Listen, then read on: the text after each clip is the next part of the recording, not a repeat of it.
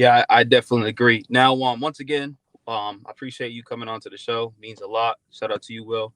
My But pleasure. also, I kind of want to go the other way, right? I think we're all rooting for the Miami Heat to win. I think there's a good chance that we do win and beat Philly and match up in New York. But what happens if, we lose this game? We do eventually get the AFC play Boston, get bounced out in the first round. And it's an early first round exit for this Miami Heat team, right? I Yeah. think there's a lot of questions that need to be answered. Jimmy Butler's contract is one of them. With him, I like to say load managing in the game. And, you know, I really don't think he's worth that contract during the regular season, and then Yeah. in the postseason you start playing better basketball. I don't think that's fair because back to back years we've been playing teams, right?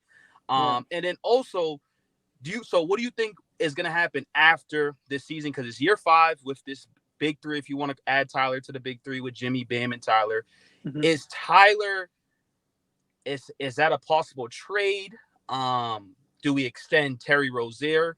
Like, is he a part of the future, or Yeah. like, do we just kind of like, what? It's time to just let it ride out with Jimmy's contract and go from there. Like, what is the direction of this Miami Heat Yeah. team? It's a tough hypothetical because the Yep. reality is this. They have proven in the last 4 years, and I agree with you, with the load management, with the guys missing games, in particular Jimmy loading up for the playoffs, it's worked. I mean, they've gotten to 3 of the last 4 Eastern Conference, 2 NBA Finals in the last 4 years. They've accomplished what they wanted to do with that style. But the reality is, if they're a one and done team this year, or let's say they lose in the play-in and they lose tomorrow and then lose Friday, or losing that first round and losing 5 and it's not even close against Boston or whatever it may be, you have some serious questions. And you touched on some of them. It's hard to get into those hypotheticals now because we don't know what's going to happen in the course of this postseason. But under that hypothetical, I can't see a scenario where you just say, hey, let's run it back again. Running back an NBA Finals team is one thing. Running back a one and done team is another thing, especially when it's 5 years in. So I think the question is there. The answer to your question is there's going to be some tough decisions. I think Terry Rozier, they love. I think he's part of the future. I think they're going to find a way to keep Terry. I know they love Tyler.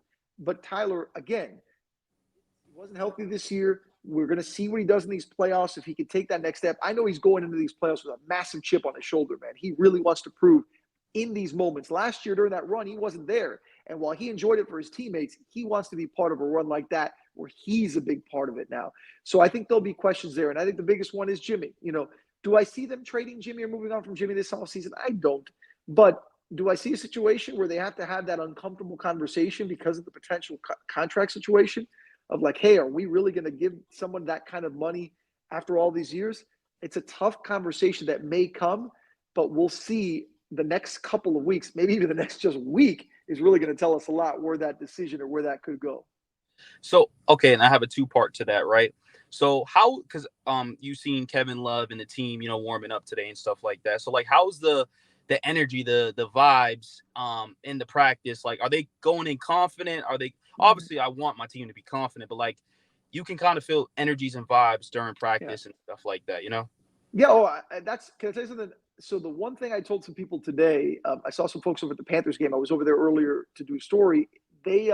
I feel better today after seeing them than I did the other day at the end of the regular season, because there was a sense today where the page was turned.